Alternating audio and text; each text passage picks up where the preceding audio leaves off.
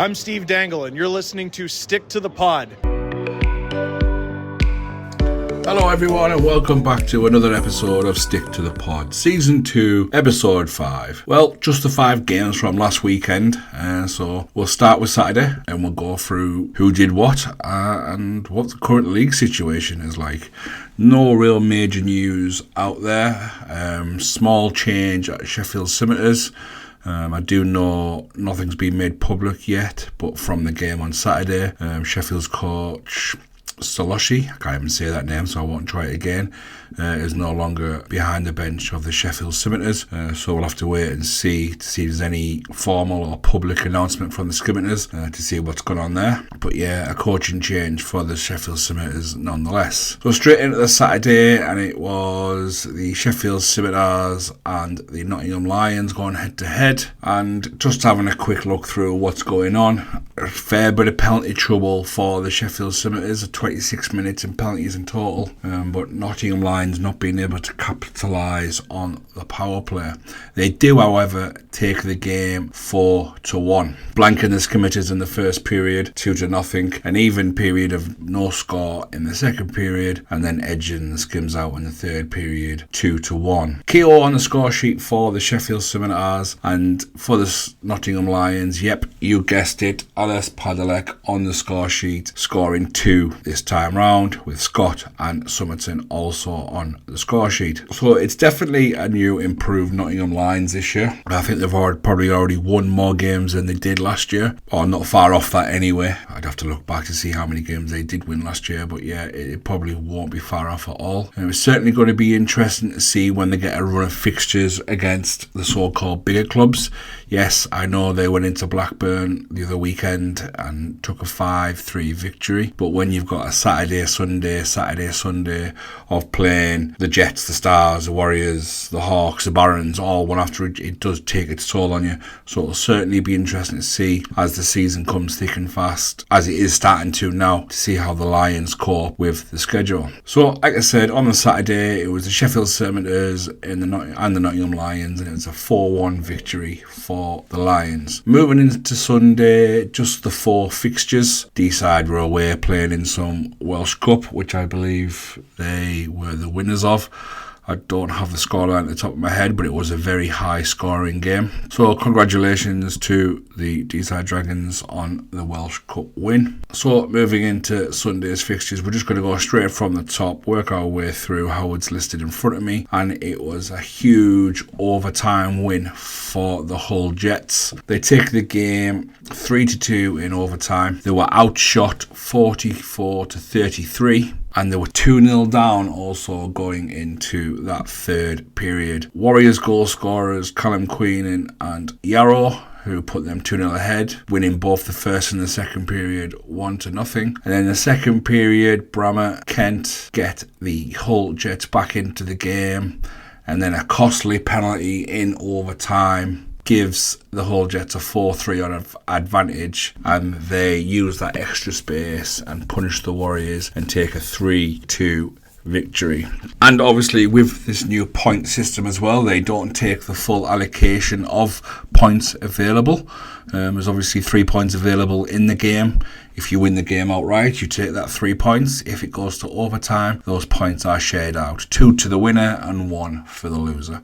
So it's a 2-point night for the Hull Jets, but they still remain undefeated on the season. Moving on to Billingham then, and the Forum where the Stars hosted the Sheffield Scimitars. I wasn't too worried going into this game as a Stars fan. What I wanted to see was certainly a reaction from the lads from the previous week, but also the right mentality. Playing these lower sides can be difficult. They can bring a lot of juniors who are up for a fight or skating all night long. They'll battle, they'll grind, because they want to make themselves careers in hockey and they want to show off what they can do. But it was a very professional performance from the Billingham Stars. It was good to see. It was clinical. Could have been better, but we all know Matt Crowell's a great netminder. and he stood big for the Sheffield Scimitars. I am for the Scimitars. I am a bit concerned for them going forward, and for another club that I'll mention later on, but I don't want to get too much detail. I don't want to be saying that they'll Widnes Wild are rent free in my head like some like to think. But yeah, the Scimitars had a very short bench, and I don't think they can go about the season with a short bench like they turned up to Billingham, because they will get turned over week after week. So yeah, the Scimitars did turn up short benched. They did have some previous decent results the previous weekend. They made teams like Hull and Whitley Bay earn and work for their wins. They lost out the night before against the Lions, arrived at the Forum short benched, and they were just put to the sword by a very, very clinical Billingham Stars team. The final score was 8-2, with the Stars out shooting the Scimitars 65-16. And the penalty kill was the penalty kill.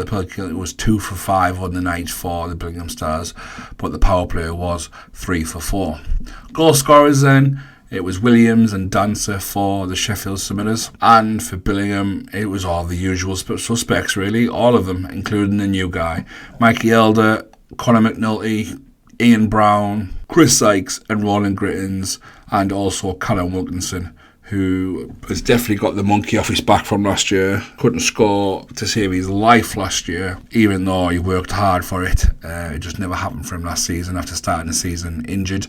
Just couldn't find that form, but he started okay this year. He's got 3 goals already. New man McNulty is settling in very well, got another 2 goals in a Star shirt, and Ian Brown has started the season on fire and certainly has a point to prove. Then on to the basement dwellers of the season so far, and I thought this would have been actually a barn burner of a game. I mentioned in my previous episode, thinking this was going to be a big game, it was going to be a fantastic game, but the Leeds Knights get their first win on the board and they blow the Widnes Wild away on their own ice. A short benched Widnes Wild as well, which can't happen at home. Well, it can't happen at all, or you're going to have a tough season, but it certainly can't happen at home. The shot says the game was quite an even game, and it probably reads worse for the Widnes Wild in that sense. The Widnes Wild were outshot 35-33, and the Knights taking the victory 7-2. On the score sheet for Leeds was Pear, Barlow scoring 2, Vengis, Dell scoring 2, and Wingington. Dell, me and both Graham Hamilton in the season open episode did say that Dell could be one to watch, and he's certainly proven that way so far. Goal scorers for the Widnes Wild, Thompson and Williamson. Thompson has started the season very well for Widnes.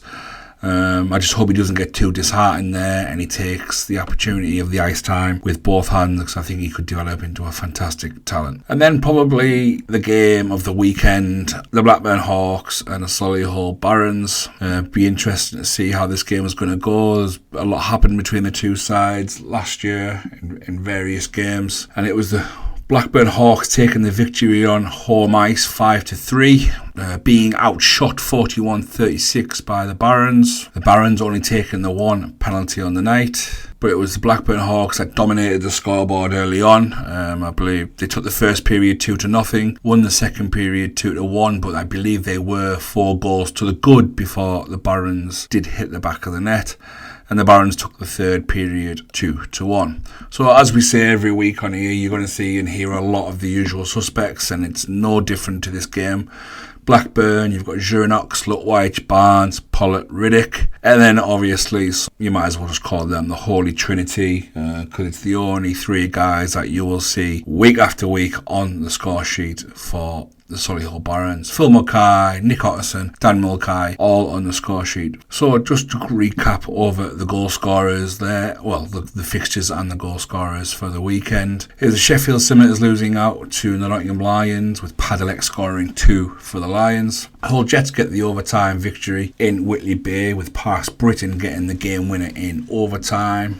Billingham Stars put the Sheffield Scimitars to the sword, with McNulty getting 2 on the night along with Ian Brown. The Leeds Knights walk into Widnes Wild and take the points with ease, with Barlow and Dell both scoring 2 each. And the Hawks take 3 points at home against the Barons, with the usual suspects of Mulcahy, Otterson and Mulcahy getting on the score sheet for Solihull. So how does the league table look so far. So it is the Hull Jets who are sitting pretty. They've played 6 games. They have not lost a game yet, but obviously that overtime win, they do only pick up the 2 points. So 6 games played, 5 wins, 1 overtime win, 17 points with 31 goals scored so far this season. In the second place, it is your defending champion Billingham Stars, who have played the 5 games with 4 wins and the 1 loss, scoring 31 goals so far. Whitley Warriors, 4 games played with 3 wins and the overtime loss, 19 goals scored for 10 points. The Lions also up there at the moment, playing the 5 games, won 3 and losing 2, also scoring 19 goals so far for 9 points. The Blackburn Hawks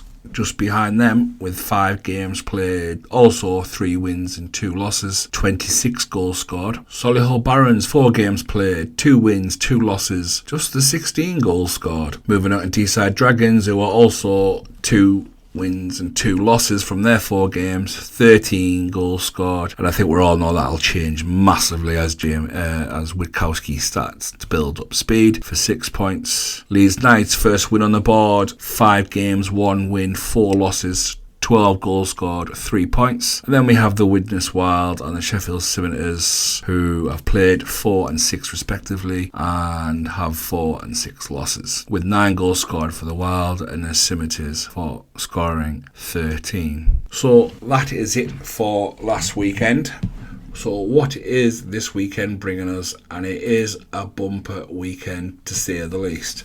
We have the 4 fixtures on Saturday and 4 fixtures on the Sunday. So plenty to get our teeth into this weekend, and we've got a couple of big games, to say the least. Starting on Saturday at the Hull Ice Arena, the Hull Jets take on the Billingham Stars. Leeds Knights host Widnes Wild, who will be out for revenge of last week's demolition. Nottingham Lions host the Blackburn Hawks, who will also be out looking for revenge. Sheffield Scimitars host the Deeside Dragons. Moving on to Sunday, the Billingham Stars play the Solihull Barons. Deeside Dragons are hosting the Sheffield Scimitars. Nottingham Lions host the Hull Jets, and the Whitley Bay Warriors are hosting the Widnes Wild.